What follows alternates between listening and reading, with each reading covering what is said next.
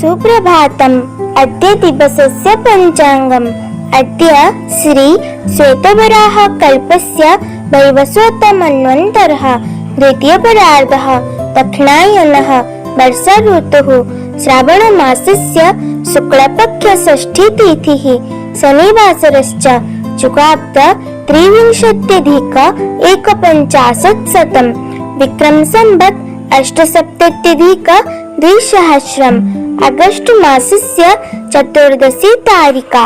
अद्य दिवसः सर्वेषां कृते मङ्गलमयं भवतु इति विभुपदारविन्दयोः विनम्र प्रार्थना।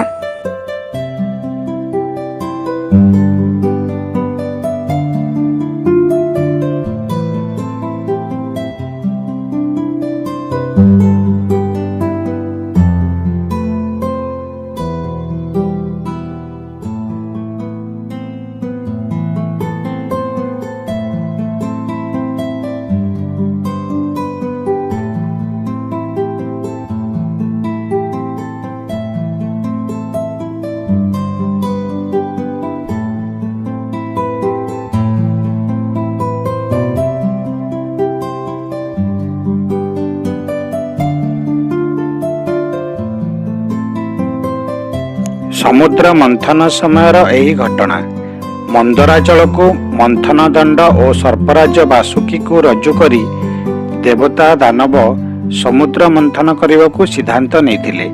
तेबे समस्या थिला केउ माने वासुकी मुहपटरे और किए लांजपट को धरी मंथन करिवे। देवता माने मंथन निमित्त आतुर थिले, किंतु सर्पराज वासुकी मुहपटरे रही मंथन करने को भय करुथिले। भयर कारण थिला युक्तियुक्त। मंथनर जंत्रणा कारण क्रुद्ध होई महासर्प वासुकी 10-50 हाथ दूर को उत्कट विष उद्गारिबा निश्चित। यह सेमानक पई भयंकर हानिकारक हेबो। एणु पुच्छ को धरिबा को चाहिथिले देवता माने। यह मध्य भल भावरे जानिथिले देवता माने जे दानव माने दुराचारी पापिष्ठ किंतु प्रतिकूल आचरण युक्त, अर्थात जहा उचित ताहार विपरीत काम करने को अग्राधिकार देइथांती।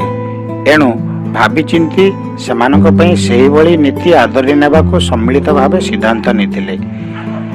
सुचतुर सिद्धांत अनुसार आगतुरा वासुकीर मुहपट को धरिथिले एवं छलपूर्वक कहिथिले, तुमे माने लांज धर, आमे तुमठारु उच्च। एही कारणरू सुचिता प्रति विशेष ध्यान देइथाउ। लांजपट धरिले आमे अशुद्ध होइजिवु। दानवगण यार प्रतिवाद करी कहिथिले, आमे माने एते इतर नुह जहा तुमे माने भाबुछ। आमे भी तुम मानक ठारू कम नहु। देवता माने कपटता पूर्वक बुझाइथिले, दानवगण तुमे माने धर्मत्याग कर नाही। पुछपट धरिले आमे माने हीन होइजिवु। आम मानकर सुनाम कलंकित हेब। अहंकारी दानवगण एथिरे उत्त्यक्त होई कहिले, आमे कोन अधम? तुमे माने जहा कहिबो ताहा मानि नेबाको बाध्य नुहे।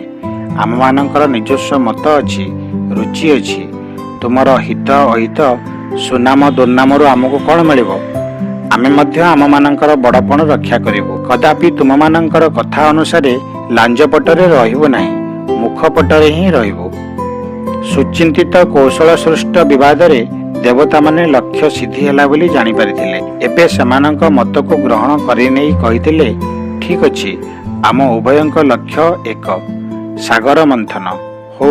एथर आमे मानि नेलु तुमे माने उत्तम, तेणु मुखपटरे रहिबो, आमे अधम, तेणु लांजपटरे रहिबो। यह कही लांजपट को जाई धरिथिले। मंथन प्रक्रिया आरंभ होइतिला। देवता मानक पूर्वानुमान सत्य होइतिला। मंथन जनित जंत्रणा रे क्रुद्ध होई भयंकर विष उद्गारी थिला वासुकी। निकटरे थिबा असुर माने विष ज्वाला रे अतिष्ठ होई पड़िले। असुर माने घाबरई जाई पछकु हटी निज भितर कथबार्ता हेले, आमर भूल हो गला। स्थूल बुद्धि जो निष्पत्ति नेलु ताहा आम मानक पई क्षतिकारक हैला। लांजपटे देवता माने सुरक्षित अछंती। आमे एबे हीन बळ, यह आम मानकर कृतकर्मर फल। दानव माने अपना अहं प्रदर्शनर उपयुक्त फल पाइथिले और देवता माने अपना बुद्धिमतार फल स्वरूप जहा पाइले ताहा समस्ते जानती।